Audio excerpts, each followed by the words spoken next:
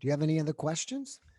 I have Any- no other questions no other question. than if somebody pointed a gun at your head right now and said, is the earth flat or globe? What would you say? Three. Globe. All right. Nice. I'm a glober. Great. I will be honest. I'm a This makes globist. for the best shows. When someone goes flat, I'm like, oh, great. Another flat earther. Right. Today's guest is David Weiss. David is the host of the Flat Earth podcast, and he's the creator of the Flat Earth, Sun, Moon, and Zodiac Clock app. David is known as having the amazing ability to take anyone from ridiculing the idea of flat Earth to the mind-blowing understanding that we don't live on a spinning, wobbling, rocketing water ball in space. David, welcome to the podcast. I appreciate you giving us some of your time today. Thanks for having me, Jeffrey. I love talking to people that are open-minded. All right, great. Well, let's just start with you making your case that the Earth as a sphere is fake news. Absolutely. And the reason, this is when people hear this for the first time, they have this guttural reaction. They're like, no way. And that's because we were indoctrinated into believing in the ball from before we could talk. All the children's programming, children's books. You go to school, there's a globe in the front of the class. There's so much globe programming through our entire lives, but especially in the early years. So everyone thinks we've all been programmed to say, well, what about boats over the horizon? What about Aristophanes with his sticks and shadows experiment 2,000 years ago? What about sunsets over the ocean? What about seasons?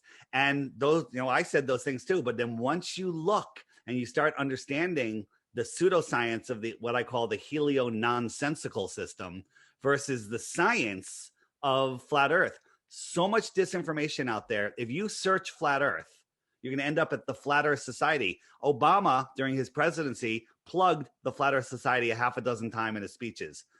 Why would he do that? Because the Flat Earth Society is a disinformation site that if anyone goes there, you'll laugh at what they say. Flat earthers believe the Earth is rising at 9.8 meters per second, which creates gravity. No flat earther believes that. So I'm going to say some crazy things today, and I'm going to say some things where you're going to go, that makes a lot of sense. And the things that make a lot of sense are when I'm describing the flat Earth. The things that are crazy is when I'm describing the globe Earth. And I find it funny. This is a balloon at 120,000 feet showing a local sun with a local light on the Earth, not spinning at 1,000 miles per hour. Very interesting. Versus the image that Zoom will not let us delete, which is a cartoon ball, which is behind you. Okay. So images from space. Well, if you Google flat Earth, images of flat Earth or whatever, you're going to end up with this picture. This is from the Flat Earth Society, a disk floating in space with other round planets or all disk planets. No flat earther believes this. We don't believe in space at all. Okay. All of this is mind control. So if the Earth, isn't a disk floating in space, with water falling off the edge, why don't you fall off the edge or show me the ice wall? That's what people are programmed to say. What is it? Well, the Earth is like a giant lake, right? All of the islands, all of the continents are surrounded by water, but all of the water is surrounded by land. And that land is the highest land on Earth. That land is Antarctica. Antarctica is the highest land on Earth. They don't tell us that in school. Okay, or they do, but they don't make a big deal of it. And it's the shoreline of the world pond. Large bodies of water at rest lay flat, scientifically, testably, measurably, provably flat. There's no curve of water. Water lays flat at rest. So, well, what's out here in this outer space? Right? What's out here? Well, no one's allowed to go beyond 60 degrees south, which is that pink line, right? In 1959, they came up with the Antarctic Treaty. All the countries in the world, all of a sudden, even though they're fighting and killing each other and there's, wars for resources, we're told Admiral Byrd went out over Antarctica, said there's more resources on land bigger than the United States that no human has ever stepped foot on or set eyes upon. And all of a sudden, the Antarctic Treaty comes in. Every country signs it, and you can't even question it until the year 2041. And they say because we don't want to disturb the migratory paths of the penguins. But go ahead, deforest the Amazon. That's fine. Okay. But nobody can fly an airplane over Antarctica. So that's just the beginning. That's, suspicious. So, so that's what flat Earth is. So we're not a disk floating in space. So what is the heliocentric model, which is the globe model? People don't even realize. Like, if I asked you how fast is the Earth spinning, do you know? I actually just said it. Mm-hmm. It's spinning at 1,000 miles an hour at the equator. So it's spinning, even though it's once a day, 1,000 miles an hour. So when you're watching the sun set, it's because you're falling over backwards faster than the speed of sound. While that's going on, you're orbiting the sun at 66,600 miles an hour. You're chasing the sun at 500,000 miles per hour. And that entire system is moving sideways at 1.3 million miles per hour. Somehow we have all of these motions. We're moving in all of these directions, trillions of miles, corkscrewing through space, but somehow all of the stars reset. Like if you go out tonight, look at the stars at a certain time, mark where they are in the sky. Next year, at the same night, same time, go out, those stars will be in the exact same position. Are you familiar with the Georgia Guidestones?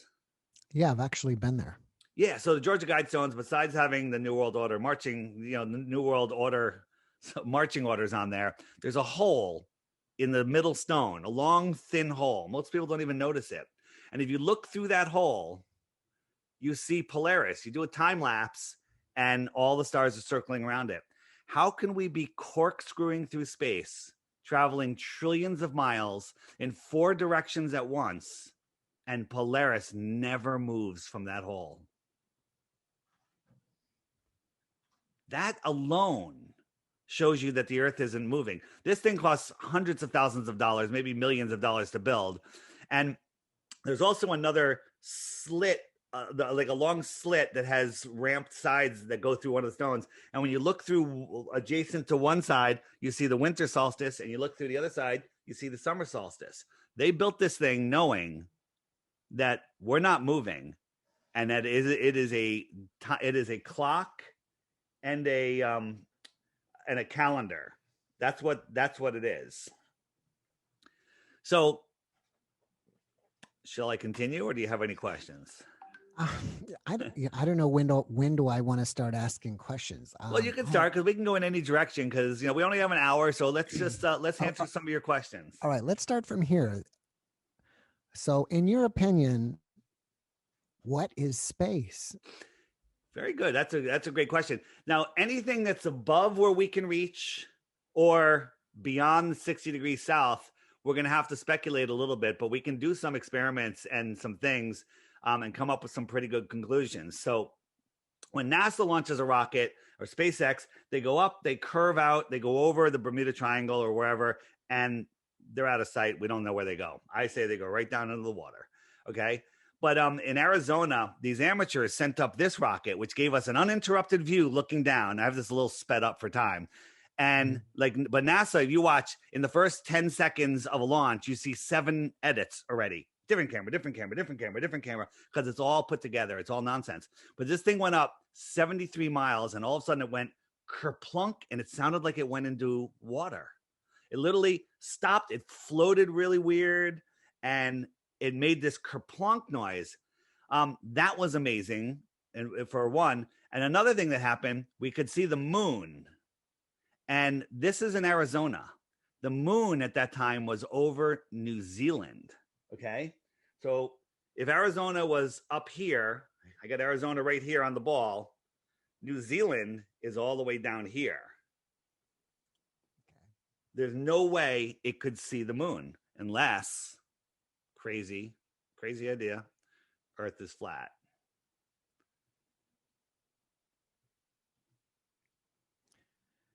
All right. So Let me ask you this. If the earth is flat, is it spinning? It's not spinning at all. So the everything we see in the sky is circling around us. Where is everything in the sky? We are on in this pond, and everything is under a dome circling around us. The sun and the moon circle around over the flat earth plane. All of the stars are fixed in their position and they're turning around too. All of the wandering stars, which we now call planets, are making their own path. The thing is, if everything was like they tell us, a beehive of planets and suns and moons and everything going around, nothing would ever repeat. Nothing would ever repeat, but we know exactly where things are. Eclipses repeat every 18 years. They go in an 18-year cycle and then they repeat, right? In a helio nonsensical beehive system, they would never make any sense. This red line is the equator. The inner yellow line is the Tropic of Cancer, and the outer yellow line is the Tropic of Capricorn. Now, this isn't to speed, but the sun migrates in between these two tropics every 6 months. It goes out and in and out. The moon migrates in between those tropics every 28 days, 14 days out, 14 days in. And only when they hit a nodal point at the same time is there an eclipse. And the pattern repeats like a fine watch piece. What is the sun? What is the moon? Again, the moon is the strangest object of all. How could a rock 238,000 miles away affect women's menstrual cycles and, make people lunatics? Right. The moon is here within the Earth system. It is clearly within the system and close, the moon that we see. So if you look at the moon, it lights up just the clouds that are near it, not all the other clouds in the sky. If you're ever like away from city lights, you'll see the moon only lights up the clouds that's near it. That's because it's near the moon. If the moon was 238,000 miles away, it would light up all the clouds in the sky. If it was over your head, it would light up all the clouds that you can see, but it only lights up the local ones.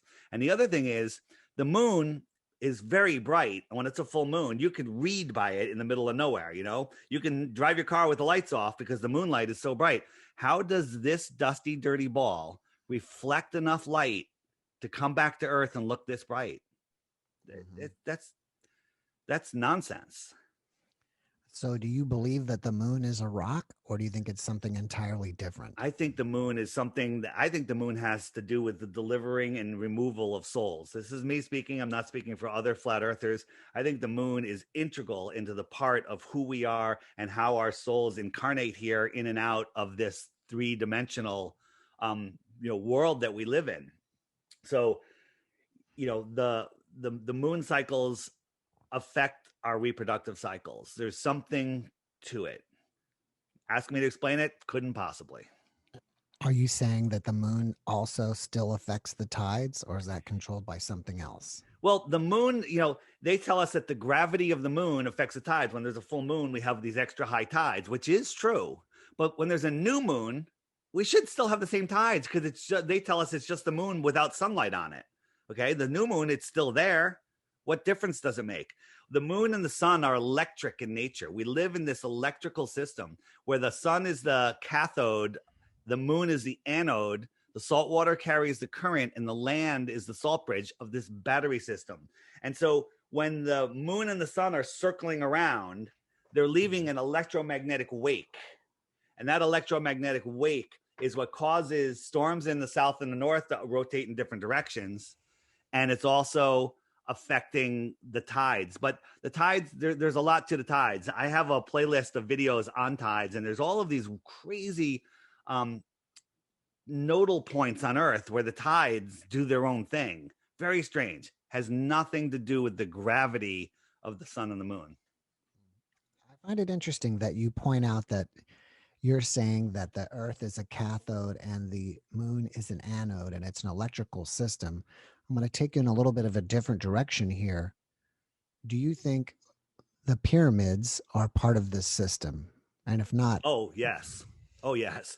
So, you know that I used to be in the solar power business, and scientists don't know how solar panels work. They have a theory that a photon is knocking out a boron molecule, and then the boron molecule moves and an electron fills in and it creates this current.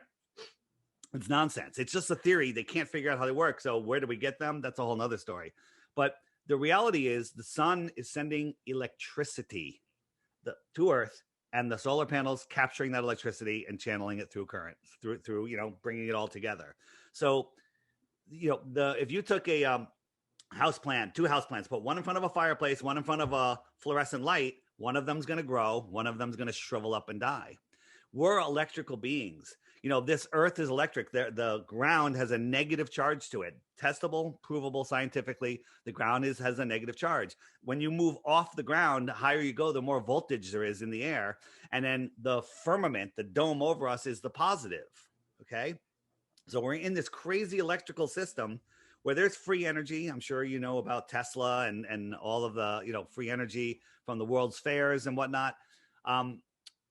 That's this whole fossil fuels thing which we'll get into, is nonsense. It's all a way to control us. There's free energy. Imagine if we knew that nobody had power over us. We had access to free energy. We had access to infinite amounts of clean, pure water and food. Do you think the governments would lose control? Of course they would, right? We're here paying for energy, paying for food, and begging for permission to do everything that is, that we have the rights to. The whole reason for this deception is mind control. If I put a fence around your town or your state or your country and said you can't go beyond it, you're not going to be happy about that. So they put us in a prison without walls. It's a prison for our mind called the globe, right? Just like in the Truman show, Truman said he wanted to explore the world, and the teacher goes, "There's nothing else to explore, Truman." She pulls down the map, right? Because we're on this globe, right? Well, what if, Jeff, that there was more beyond Antarctica? What if beyond, we live here in this inner space, here's Antarctica, and then out here there's extra territory, right? Extra territory in this outer space. Well, somebody comes visit, I would say an extraterrestrial came from outer space. But in reality, it's right here across the Earth plane. Maybe there's even more rings, right? You go out and there's more, and there's a different sun and a moon out here. Some people say that Mars is a sun out here and Venus is the moon. Venus has phases just like our moon. And out here is Saturn, the sun, and Jupiter, the moon. Okay. And there could be more advanced civilizations living in the outer space because we tend to migrate outwards with technology and time. That's a whole nother thing. Here's a map that was discovered, a Japanese map, and it was in the New York Journal, which is now the New York Times, showing all of these extra continents beyond Antarctica. What if we all knew that this existed and there's other worlds out here that weren't under tyrannical control, if I say so? Do you think people would be like, I'm out of here, I'm leaving? Sure, but they don't want that. They need us here, not just as their physical slaves. We're here in this dense 3D environment, and they're keeping us here. They're keeping us in the dense fear of an asteroid hitting us, fear of running out of food, water, fuel, fear of death, fear of fear of nuclear bombs. All of that is mind control. So we obey them. Like, people are obeying these tyrannical governments that are going on. And the only power the governments have over them is the belief in the person's mind that they have control. They have no control over us. It's just everyone's complying because everyone's complying, because everybody believes the government has control, but they don't. Right. So in the big picture here, if this is all one big deception, who set this up, in your opinion? And why are we here? I mean, it sounds like you're saying prison. So do you think we're all prisoners? Well, so I believe that, and again, anything before 1900 is off the table unless you know somebody that's alive. And there's not many people alive. I interviewed a 102-year-old woman named Ruth back in February of 2020. And I was interviewing her about the World's Fairs, and she had such a great memory when she was 5 years old. I asked her what they taught her in elementary school about the Earth. And she said, they taught me the Earth was flat, but then years later, they changed it. That was in Connecticut public schools in the 1920s. So we looked up on microfilm. We found newspaper articles, again, from the New York Journal and other ones, talking about teachers being persecuted for trying to teach the heresy of the heliocentric system. Okay. That was in the 1920s. So they changed all of our history in the early 1900s, and they put wars and depression, and they had people just struggling. When you're like in a depression, you don't care what shape the world is. You're just looking for food for your family. You're looking to make sure that you have shelter. So for maybe thousands of years, there was these royal families that ran the world, and everybody else was the serfs. And they just basically, were controlled by the kings of, the royals that ran the world. And they all knew the Earth was flat, but nobody cared because they were just going for survival. But then we get into the early 1900s, the Industrial Revolution kicks in, and people are getting more power, more intelligent, and they're learning, and they're possibly could rise up. So they figured they have to change history to make people think there's nothing else. Because if people, imagine this, if everybody today having the level of power and influence that they have knew the Earth was flat and there's more land out there, the elite would lose everything. It would all be out of control. What if they knew that our thoughts create our reality, our emotions create our world? Okay. They don't want us to know that. They want us, when I say they, again, it's the royal families, it's the Bilderberg group, it's the United Nations, it's these people at the top that are running this world. They want us to believe that we need to work, drink beer, watch sports, go back to work, retire with our pension, and die. That's what they want. They want to keep us sick. They want to keep us weak-minded. They don't want us getting together. So now they've even separated us by 6 feet, right? Don't even get with anybody, because they know the power of one mind is incredible. The power of two minds together is super powerful. Bring even more minds. I mean, you're familiar with the Maharishi effect, where everybody meditates and things happen. That's what this world is, but they don't want us knowing that because they will lose control. All right. Well, how do you explain satellites? Yeah. I like to throw that one back. It's like, how do you explain satellites? If you look at satellites, they tell us that these satellites are all falling around the Earth perfectly in all these different directions. Some of them are geosynchronous, which means they're mirroring the motions of the Earth. So let's pretend this satellite is a geosynchronous satellite, and it stays right over this piece of land that's right underneath it. So the Earth is spinning at 1,000 miles an hour. This thing's up hundreds of miles. So it's got to be spinning faster than 1,000 miles an hour just to keep up with that spinning Earth, right? Just to mirror it. But the Earth is also orbiting and rocketing through space. So this thing is doing all of those motions with it.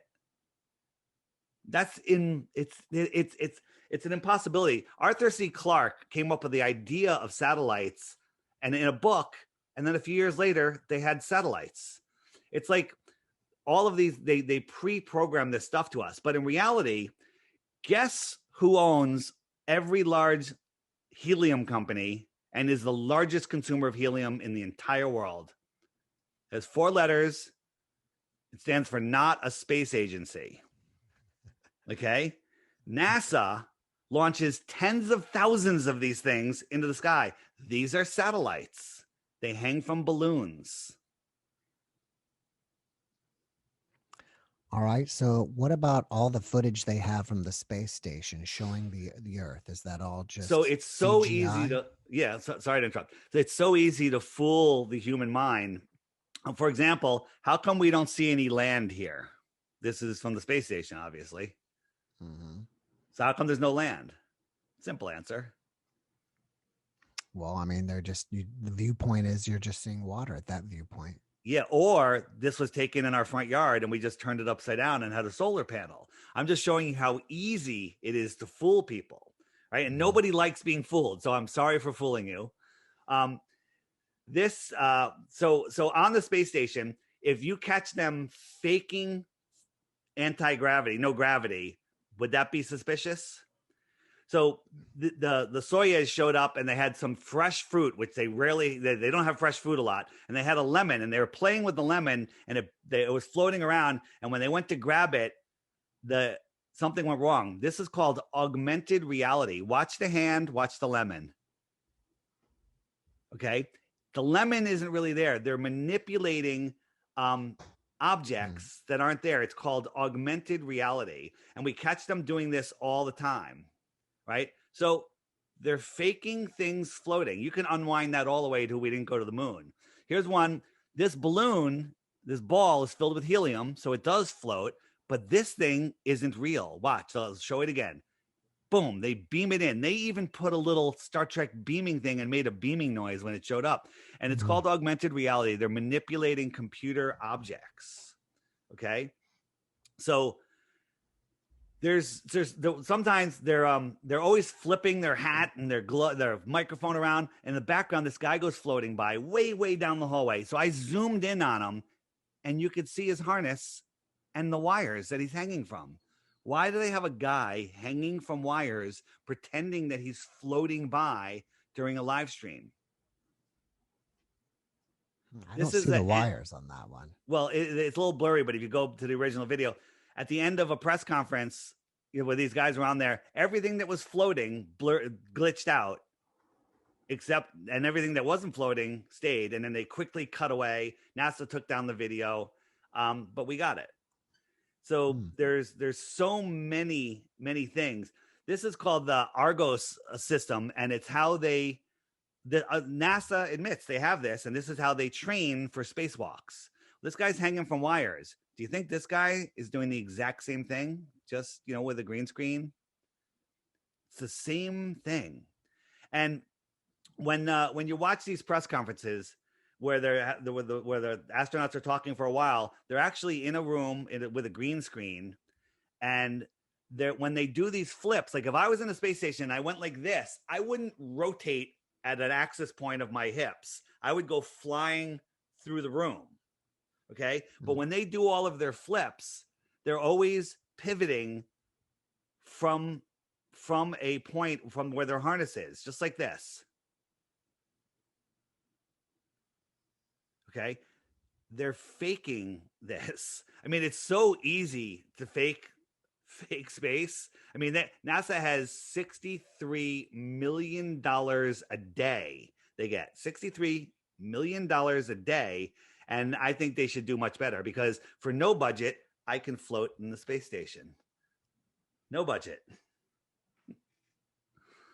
Right? So it's unbelievable how lazy they are with their CGI. Unbelievable. Right? So this is this isn't meant to be real. This is a model. So don't get me wrong. Don't get me wrong there. Here's the guy on the moon. He's hanging from wires. Remember this. He drops his hammer and he can't pick it up. Oh, dropped his hammer and he can't go down because he's hanging from wires. He can't get it. Yeah. Tries again and again and again and again. Let me ask you this. If this whole planetary system is all being manipulated, how are you not personally worried about putting out all this information? Jeff, that's a good question. And the answer is because there's karmic law here. You cannot break free will. And the elite know this. The elite they can't break our free will. They can only get us to agree to give our power away. Okay. And the only thing to fear is fear itself, because it's our minds that create our world. So if you live in fear, someone's going to get me. Guess what? Someone's going to get you. Okay. I'm not afraid of death. I'm not afraid of anything. I don't want my children and, my friends to grow up in a world of tyranny. We are going into tyranny. I had my own business. I walked away from it all. I was making tons of money. I walked away from it all to spread this message, because if we get our power back, if we get our freedom back for any period of time, How long can we keep it if we don't know where we are? Because the people that are pulling our strings know how this world works. They know the power of their mind. They know the magic of this world that we live in. So, when people say, "Hey, I come from another planet" or whatever, they're not lying. I think that there could be other puddles. When I call it puddle theory, just like I showed you those rings around us. Imagine if there was, if this is our pond, a couple thousand miles over there's another pond with another sun and moon, a whole nother system, and another one. And there could be thousands of puddles, and you can call them whatever you want, right? It could be way more multidimensional than that. I have a 3D mind right here. I have 3D mouth. I can't even describe all of the possibilities. But one thing for sure, it's not a spinning ball flying through an infinite universe. That makes you insignificant. It makes you lost in space. It makes you the foundation of your world is you're spinning out of control, lost in space. How do you get control of your nerves, of your mind, if you're lost in space where an asteroid could take you at any moment? The truth of the matter is we are at the center of creation. Okay. We are at the center of creation, and this place is safe. This place wants to deliver everything to us. Look at everything you have in your life is because of the way you think. You've brought those things in with your thoughts and feelings. I kind of believe, this is what I believe. I believe that the stars that we see, which are very close, and I can prove that they're not far away. First, let me prove that they're not far away, and then I'll tell you what I think they are. Okay? So I'm going to throw some numbers out there. Just try to wrap your mind around this. First, I'm going to show you how big a trillion is. How long do you think 1 trillion seconds is? Just take a guess. You have no idea. I think I already know this answer. I think it's about 30 years. Okay. Close, but not really. 31,000 years. Okay, 30,000 so years. 1 trillion. You got it closer than most people. Most people guess like 2 weeks, 2 years. 31,000 years. That's 1 trillion seconds. So this number is bigger than our minds are able to fathom. So our sun, if our sun was a mile over your head, you looked up in the sky, this is what you would say. The entire sky, horizon to horizon, would be the sun. Then you move it away 93 million miles, and it becomes the size of a coin held at arm's length, right? It just becomes a little circle in the sky. You with me? Yeah. So it went from the entire sky to the size that we see the sun. If we made it 8 times as far, there's no way you can see it. Scientifically, we can prove that its angular size would be too small and you couldn't see it. That distance is known as a light hour. 8 times as far is the distance light travels in 1 hour. They tell us that the closest star is 4.5 light years away. Take the time, do the math. You'll understand that the brightness, the angular size, impossible. You couldn't see something at a light hour away. How are you going to see something, no matter how big it is, at 4.5 years away? And that's the closest one. Okay. The other ones are magnitudes farther away. So what happens when we zoom in on stars with today's consumer optics? This is the star Arcturus. This is right here within the Earth system.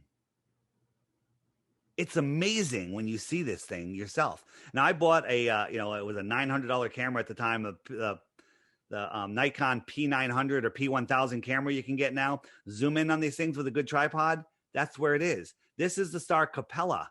It's like you look at it in slow motion. It's filled with geometric, sacred geometry shapes, colors. It's amazing. Here's the star Sirius. Kind of looks like it's underwater, right? Here's a whole bunch of stars. These are not burning balls hundreds of trillions of miles away, which is impossible. These are all here within the Earth system. So what are stars? I think that stars are our souls. I think our souls are the currency of this realm that we live in. And our stars, our souls come here. We have this family of souls. I have a main soul, and I have many other souls in me.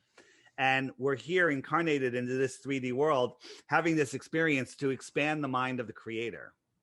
And our only job here is to maintain control of our soul and not break anyone else's free will. That's it. Because if you break their free will, the karmic impact is something nobody wants. This is my opinion, right?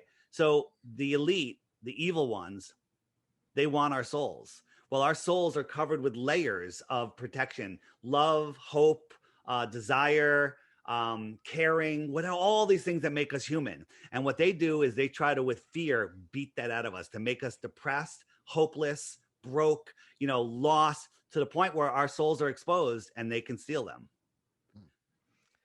All right, what about this? I have a couple friends that are into astrophotography, and it's them taking pictures of planets. It's not, they're not getting it from another source. So what are the planets they're taking pictures of out there? Yeah, so they used to be called wandering stars, but when you should ask them to look at some of their planets, they're seeing these lights in the sky. We don't know what they are, but the things that NASA shows us is nothing like when we look ourselves. Like this is me zooming in on Mars. It looks like an energetic something. All the planets are named after gods. So what are they? You don't know how far something is because you don't know how big it is, right? They're zooming into a small light in the sky and we don't know what it is. It's not a rocky ball, of dirt like NASA tells us it is, right? NASA doesn't even have any photographs of Earth. They can give us photographs of other planets, right? Because we can't verify. But when we look at their photographs of Earth, they're absolutely ridiculous. And they admit that their photographs of Earth are not photographs. This is the one that was on everyone's iPhone. It's called the blue marble. And the guy's name that made it in Photoshop is Robert Simmons. He works for NASA, and he explained how he was just given little data like, hey, the water's warmer here and there's more algae. He's like, okay, I'll make that a little greener. And he made it in Photoshop.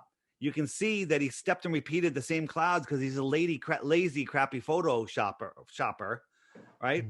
And when you look at these, look at the size of the United States here and here, right? Now, you can claim all sorts of different things like, well, it's a different angle, different aperture. Well, we can do some verification here. We can drive across Mexico and Baja and scientifically prove this is 934 miles. And then we could look here and say, the diameter of the Earth that NASA tells us is 7,917 miles. I should be able to fit 8.5 of these segments in between these two lines. And 8.5 of these segments doesn't even come close to fitting on that. So here is another painting.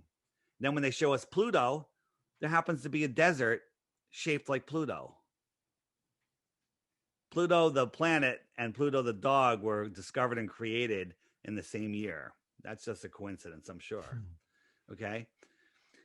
This is two photos 2 years apart of Jupiter, and none of the clouds have changed. Every single cloud is the same. This one's just a little more overexposed. This one's a little lighter. Every single cloud is the same, right? So obviously they're lying. They're lying. They're lying about everything, and it's all to control our minds. Because in all my years of truth seeking, Jeffrey, I've met all different kinds of people, but when people wake up to the flat earth, they become different. Like, I didn't believe in a creator. I believed in evolution, everything. But when I discovered the flat earth, I realized this place is intelligently designed. So there's a creator. And whoever that creator is to you, your relationship with him, her, it, whatever, that's your own personal business. It's not mine. Okay. But this place is intelligently designed for us. And we are at the center of creation. And science will tell you, oh, believing you're at the center of creation is ridiculous because they're so big. That's very, egocentric. And that's crazy because there'd be other life everywhere. Well, this is the Earth system. We don't live in the solar system. We live in the Earth system. Let me ask you this theoretical question. First, well, let's get to this one first. If you think the Earth is a jail, then how can we free ourselves? We could free ourselves with our minds. If everybody woke up tomorrow to the flat earth, then they'd realize who they are, where they are, what they are. and they would unplug from this spiritual matrix, and we would take back our power by eliminating our fear and taking back our sovereignty. I can't say that word. And we would imagine if everybody woke up tomorrow and said, masks off, going to work, doing my business, not paying my taxes, and we're going to all live free. And everyone did it together. We wouldn't even know who the elite are because they would be like a flea on our back. They'd be nothing. But for some reason, everybody bows down. You know, we are the 99%. No, we are the 99.9999%. They are the nothing. They are the nothing. But people are just brainwashed into believing all of this nonsense. So do you believe that every employee at NASA is lying? No, I believe that only the people at the top are, because everything is compartmentalized and there's not that many people at NASA. But, you know, I showed you that they're faking things on the space station. Think about this. If you know anything about engineering, the International Space Station is probably the most advanced construction project ever. Different countries made different parts. They never once tested it on Earth. They never put it together on Earth. They just flew it into space, assembled it in space, moving at 17,500 miles an hour while they're doing it. And they didn't take a single photo or video of that construction. It would be the most filmed construction project ever. Not a single photo or video of it being built. It just showed up. We went on the news, they go, that launch bringing parts up to the International Space Station never showed us anything. And then all of a sudden it was here. And somehow this thing still works after 20 years in space, traveling at 17,500 miles an hour, swinging in temperature 500 degrees every 45 minutes, up and down, boiling to sub-freezing, and nothing breaks. And when something breaks, an astronaut goes out there, floats around for 8 hours and tightens one nut. Can barely do it. Literally takes a screw gun out there. They change one nut and then everything's fixed all of a sudden. Okay. It's unbelievable how people just believe all of this. All right. Let's just say that if one of our overseers or whatever you want to call it, our rulers, comes to you personally and says, David, you have all the answers and we've decided you're giving out too much information. We're going to take you to wherever you want, give you whatever you want. We're going to take you to paradise. You're going to disappear and all this information is going to disappear. So Jeffrey, what are you going to do? That is my biggest fear. Two guys show up the door, cup of coffee. They're like, hey, listen, we just want to tell you a few things. And we've got this Caribbean island where you can pick your mangoes and then walk down to the beach where the beach house is, and your kites will be set up to go kite surfing, and you'll have everything you need. Boy, that would be a hard problem. That would be so difficult for me. But I would like to believe that I would not take that deal. I would like to believe that, but it's never been presented to me. I hope it never happens. But if it did, and one day I disappear, who knows? So, I mean, I think it even goes back to ancient Greece that they've been thinking that the earth is round. So are you saying the deception goes back to the beginning of time basically, or what? I say, cool story, bro. So let me answer that one for you. So the story of Aristophanes with his sticks and shadows experiment, that's what you're talking about, right? Well, I think I was just thinking about how ancient Greece would say that they understood that when you look across the sea, the first thing you see is the top of the sail, and as the ship got closer, the ship would rise because of the curve of the earth. Yeah. So there's only one video that they showed us in school of that, and if you go back and find that video, the camera every time it cuts and they bring the camera lower, it cuts and brings the camera lower, and the reason ships go over the horizon. Oops, wrong video. It just has to do with the conditions of the water and the air and the limits of rise. You don't see a boat out here, but as I'm zooming in, I'm increasing the angular size of this boat, and here it is. So I'm going to zoom all the way in on this boat, and then I'm going to zoom out and watch the side of this boat. It's going to disappear from the bottom up. It's like the boat's going away, but I'm just zooming out, and you'll see half of the bottom is gone. It gets up to the window, and then the whole thing basically disappears. And a glober would believe it went over the horizon, but it didn't. It just went beyond our ability to see. Because if it went over the horizon, no amount of magnification would be able to bring it back again. Like if I walked around this hallway and I gave you a telescope, you wouldn't zoom in on me because there's this physical horizon here. So I'll flip it over like it's the Earth.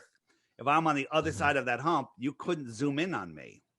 The only reason you can zoom in on it is because it's an optical thing.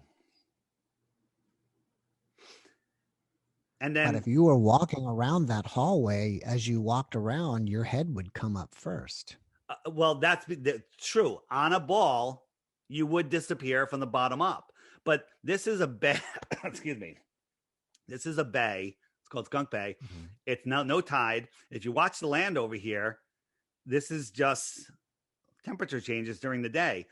You lose the entire buildings when other parts of the day you can see the entire beach. It's all optics. The air is thick.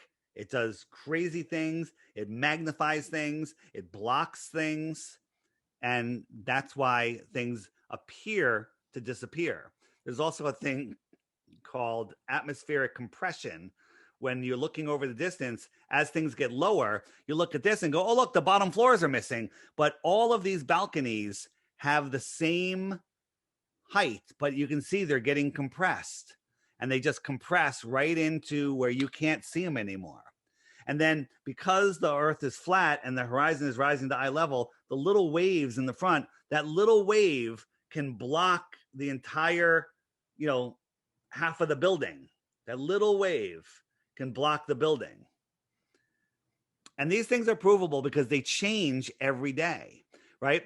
If the Earth is 24,901 miles around, a camera at 1 foot off the ground at 9.4 miles, there should be 59 feet of curvature. But not only can we see this rig 9.4 miles away, we can see the water for dozens of miles beyond it, where there'd be hundreds of feet of curvature. That's one of the first things that got me is I bought the camera and I said, okay, at 10 miles, there should be 66 feet of curvature. And I knew that there was a buoy 11 miles off of my beach. So I went down early in the day when the water was still calm and I zoomed in and there it was. And not only could I see the buoy, I can see the water for dozens of miles beyond it, where there should have been hundreds of feet of curvature. How am I seeing the surface of the water? How am I seeing the beach 10 miles away when it should be 66 feet below the curve? How are our Army or Navy ships pinpointing other ships over 100 miles away with a laser, pencil thin laser, where there should be 6,000 feet of curvature of water in between them? And the same with submarines. They can shoot sonar over 100 miles to see another submarine when there should be a mountain over a mile high in between them. There should be a mountain over a mile high in between them because of curvature. There is no curvature. No curvature, no sphere. All right, let's just start from the beginning here. How did you get involved in all this in the first place? The answer is I was doing a conspiracy podcast and looking into all these different things. And then in the third year, people started sending me flat Earth. Hey, Dave, have you looked into flat Earth? I'm like, stupid, delete. And they posted on our Facebook and our social media. And I'm tired of hearing from these people. So I banned them for life. You're banned for life. I don't have time for your nonsense. And then another researcher who I respect very much, woman, and she said, Dave, the world, I said, we're talking about how much deception there was in the world. And she goes, oh, Dave, it's worse than that. I think the Earth might be flat. And I absolutely freaked out. I was like, are you kidding me? And I go, what do you got? And she sent me a couple of videos. One was Mark Sargent's Clues. And the other, I believe, was Eric Dubay's 200 Proofs the Earth is flat. And I watched those. I'm like, whoa. And that's when I was like, okay, I'm going to go test this myself. Spent the money on the camera, the tripod. I'm like, I can see too far. So then I started looking more and more. I was for 2 weeks looking for a proof of the globe. I wasn't looking to prove flat Earth. I was looking to disprove flat Earth, and I was looking to prove the globe.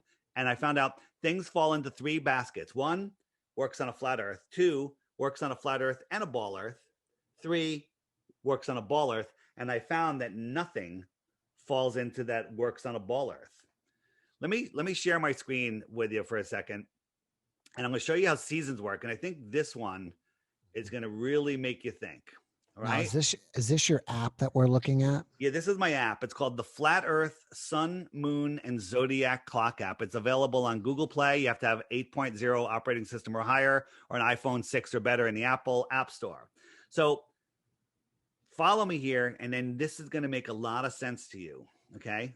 So the sky is a perfect clock. The sun is the hour hand, and the moon is the month hand. Well, it used to be the month.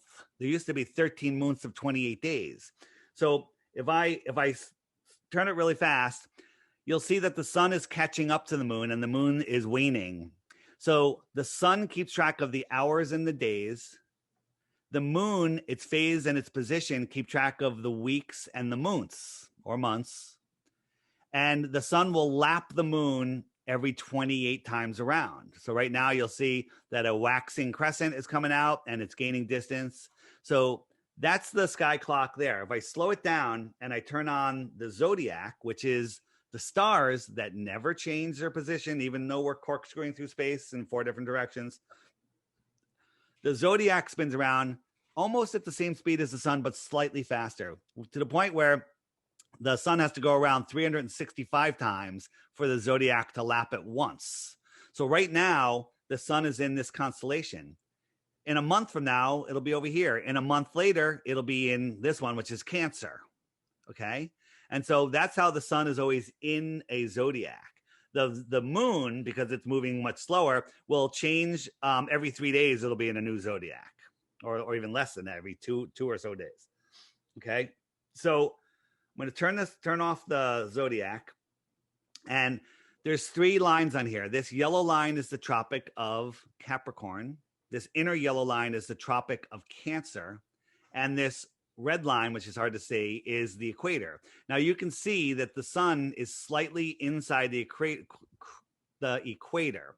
And if I move the date to July, beginning of July, you'll see that the sun is over the Tropic of Cancer.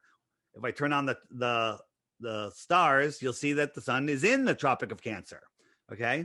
So when the sun is in the Tropic of Cancer, everybody that lives in the inner north is having their summer. Why? Because the sun is closer. Closer means it's higher in the sky and it's closer.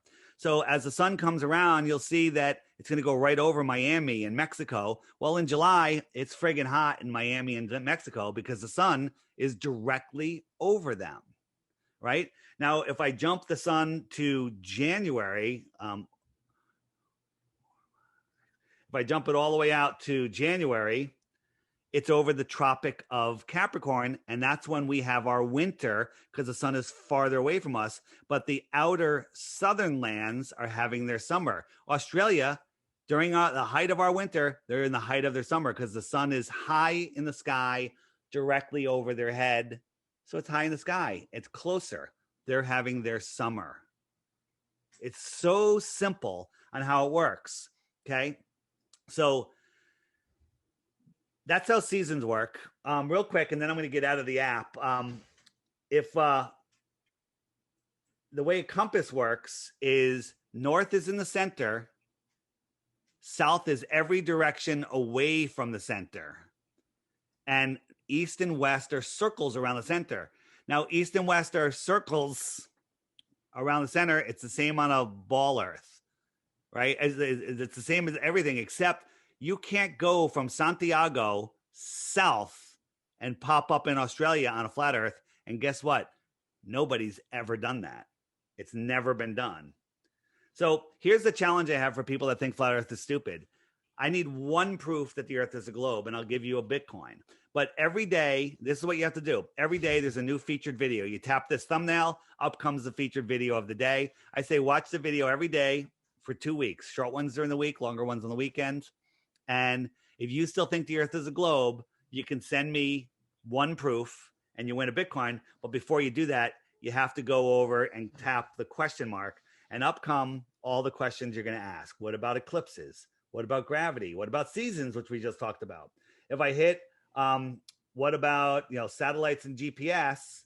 Up comes a playlist that Google is hiding from you. They don't want you to see these videos. These videos won't show up. If you Google top 10 reasons the earth is flat, you're going to get top 10 reasons the earth is a ball, right? So this will get you by all Google censorship. The app does a whole bunch of other things. People love it. It's $2.99, and it's unlike a coffee or a beer. You keep it forever rather than pee it away in 20 minutes. And just if you're unsure of spending the $2.99, just read the reviews. It's the highest rated app in the App Store and Google Play. So let's talk about circumnavigation for a second. Plenty of people have circumnavigated the earth.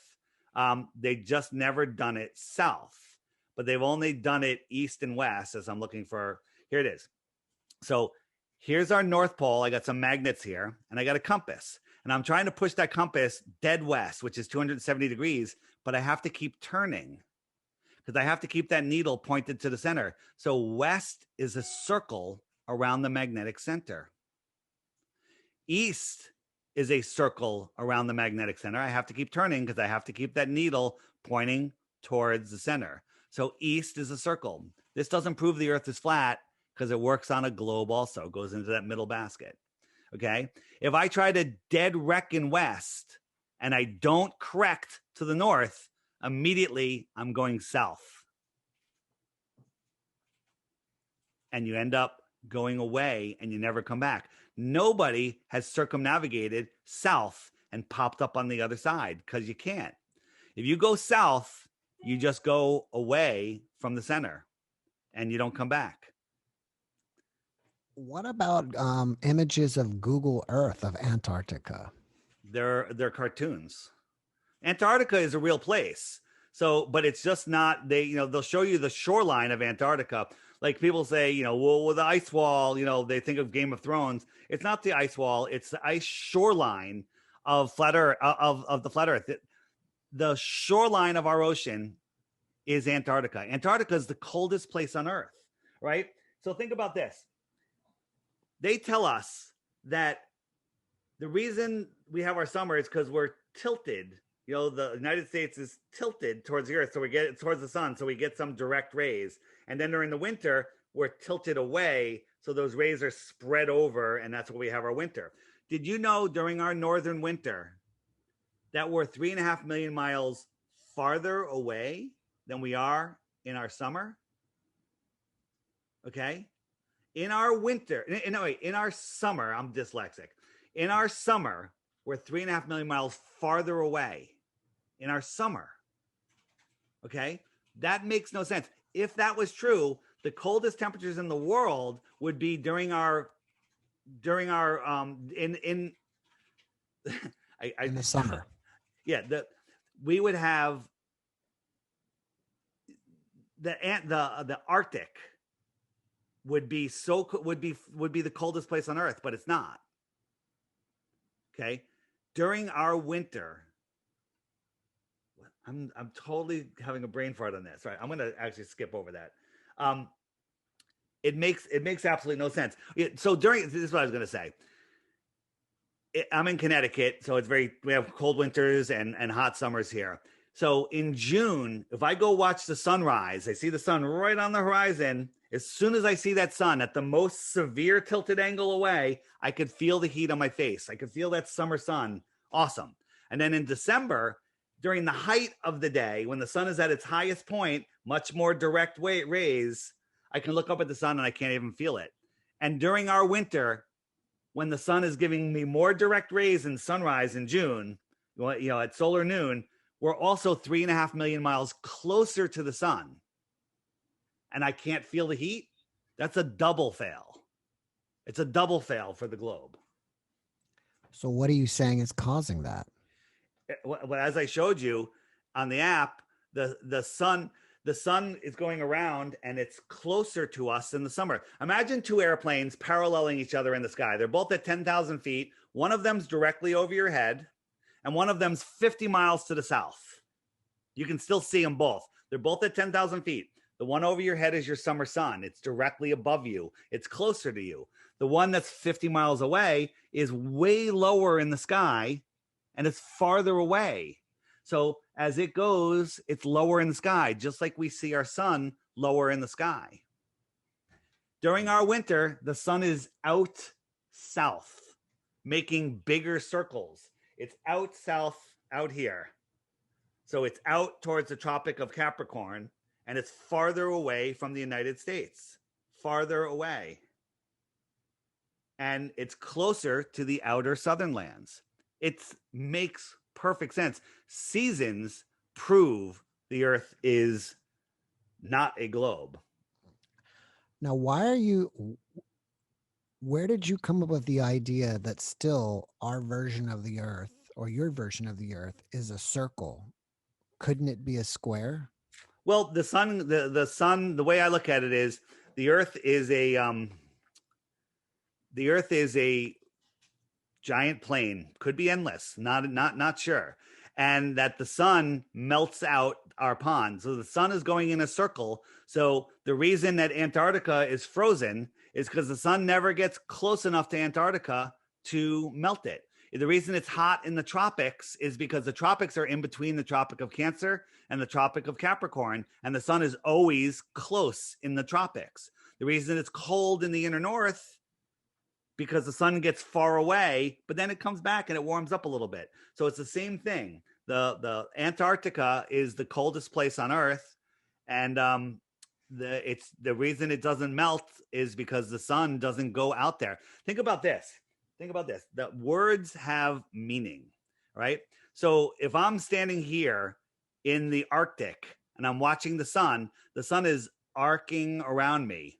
The Arctic.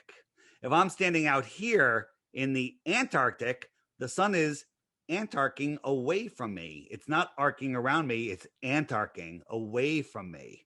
I'm out here. It's antarcing away. Antarctica and the Arctic. The Antarctic and the Arctic. Why do you think that the shortest day of the year, I think, which is probably, and I'm talking, and when I mean shortest is the amount of sunlight, like the shortest day of the year is what, December 21st, and the longest day of the year is June 21st. Right. Why aren't those retrospective days? Well, why isn't June 21st the hottest day of the year and the other one the coldest day? It seems like summer officially starts in June 21st, but it doesn't get crazy hot until August. Yeah, it's thermal energy. The sun is heating up the Earth. It's heating up the water. It's thermal energy. Like you heat up a room and you can turn off the heater and the room stays warm for a while. So the Earth is gaining all of this thermal heat. It's heating up. So it's still close enough. It's still heating us as it's moving away after June 21st, but it's still heating. It's getting more and more thermal energy. And then when it goes far away, all of a sudden it just starts not heating anymore, or not heating as much. It explains it perfectly. All right, David, I only have so much time, but I get it. You have presented a very compelling argument. I thought this was going to be a joke, but this, I have to say that, as what you said in your bio, this was mind-blowing.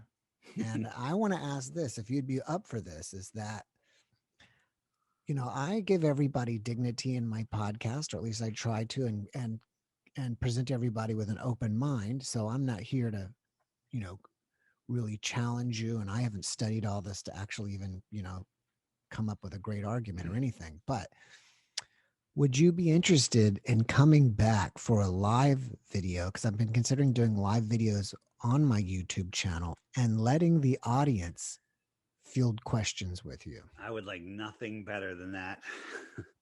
Okay, that would be great. And let them and see if they can, and see if we can win a Bitcoin together. That would be, you know what?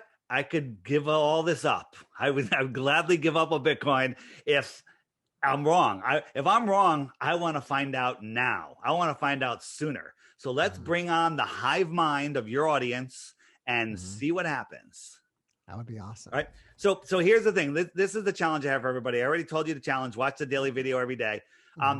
If you want to be mind capped, if you want to be gate capped, just Google flat Earth. You'll find so much garbage. They have what I call the turd in a punch bowl technique, where they just upload thousands of videos that are just crap that say flat Earth. all of these debates, all of these shills out there putting up these snarky bits and everything. Neil deGrasse Tyson putting up response videos. They'll never talk to us live. They'll never do a show with us. They'll just straw man us. So if you Google flat earth, feel free, remain a baller for your life. But if you want to learn the truth, get my app. Okay. Get my app. It supports me, but it's only $3. Okay. So you're buying me a half of a warm beer. Okay. And watch the videos. Just read the reviews in the App Store and you'll become a flat earther.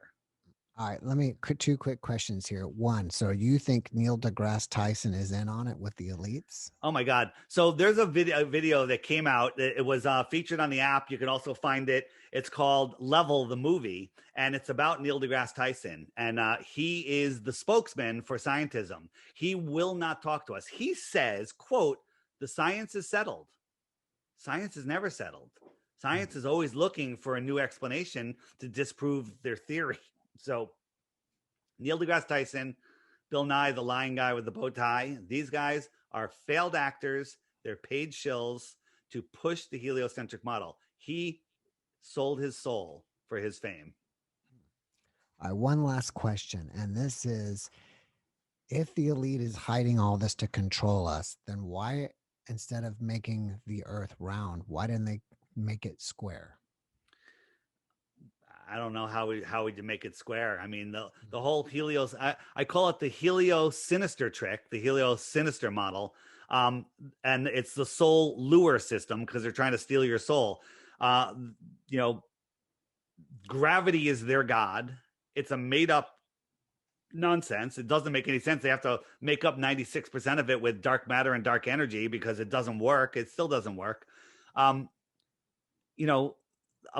don't know. I don't know how you would fake it to be a cube. It's a ball. I mean, a spinning ball, because we're watching the sun take a smooth path. The sun is circling. So if the sun was making a square around us, I guess you could say the earth was a square, but the sun makes a circle around us. So they say we're spinning like a circle. That's a good answer. I've never been asked that question. All right. All right, David. Well, thank you so much for giving me your time. I really appreciate you. This has been a great podcast, and I hope we have you back soon. I will gladly come back. You've got my link to reschedule me, but you can find me at my website, my Instagram, and my Facebook page, all by the same name, The Flat Earth Podcast. My YouTube channel, I have lots of short videos for people that are like, I'm not watching anything long. My videos are all under 5 minutes. It's the initials for Deep Inside the Rabbit Hole, just DITRH, Deep Inside the Rabbit Hole, DITRH. And of course, the Flat Earth, Sun, Moon, and Zodiac Clock Gap by Blue Water Bay. Don't fall for the knockoffs out there because it's done by the Flat Earth Society people to gatekeep your mind. All right, if you send me some of your links, I'll put them in the description. You've already got an email, an automatic email that has them in there. All right, I'll just have to go thumb through that. And one last thing is your app available for both iPhone and Android? Yeah, it's available for Apple iPhone 6. An iPhone 6 or better, and it's available on Android. You have to have operating system 8.0 or higher. It won't let you download it otherwise. And just, if you're unsure, just read the reviews. The reviews will turn you into a flat earther by itself. And then also remember, the comments on your video, I have a team of trolls that follow me from video to video, and they have zero content on their channel. And they're like, Dave's a scammer. He's just selling apps. He doesn't believe the earth is flat. It's the same old nonsense every single time, but they never offer a globe proof. Never, not once. They just, they'll comment on everyone's comments. It's the same guys every time. They follow me everywhere. They have no life. It's pretty sad. Well, what would be interesting is if we do a live video with him, with you, excuse me, will they show up? Oh, will they be willing to join us on Zoom and show their face and ask questions? No, they never will. They never show their faces. They never show their faces. Like there's a couple. There's one that's called Byman Dan and Professor Dave. They'll like comment, but they won't ever go live with us. They'll make comments afterwards. They'll like take your video and they'll be like, Dave Weiss said this, and they just it's the dumb. It literally makes me laugh. It's hysterical. But again, if people are attacking character, attacking what we're saying, show me a proof of the globe, and I'll be done with this. Just one. All right. All right, David. Well, thank you so much. I wish you the best and have a great evening. Jeff, thanks. Have a great day. See ya. Bye-bye. Bye. The Flat Earth Sun and Moon Clock App. A dynamic new app to teach family and friends about where they actually live. The sky is a perfect clock. The sun measures the hours and days. The moon measures the weeks and months. The star constellations measure the seasons and years. 12/12 or 24-hour clock face, or go hands-free. The Flat Earth Sun, Moon, and Zodiac Clock App with new added features. World Time. See what time it is all around the flat Earth. A true Earth compass that shows true navigation across and around the flat Earth plane. Weather. Tap for detailed local weather information. Know what phase and where the moon is at all times. Watch the sun travel between the tropics for the seasons. Select an amazing background. Add your own or have the app change it to a new one automatically every time you use the app. Add a countdown to your next big date. Learn the truth about our world with the featured video of the day. Web button for additional flat Earth related features, from the mythical curve calculator all the way to Tartaria. While talking to friends, easily pull up pictures that expose the globe lie and shine light on the flat Earth truth.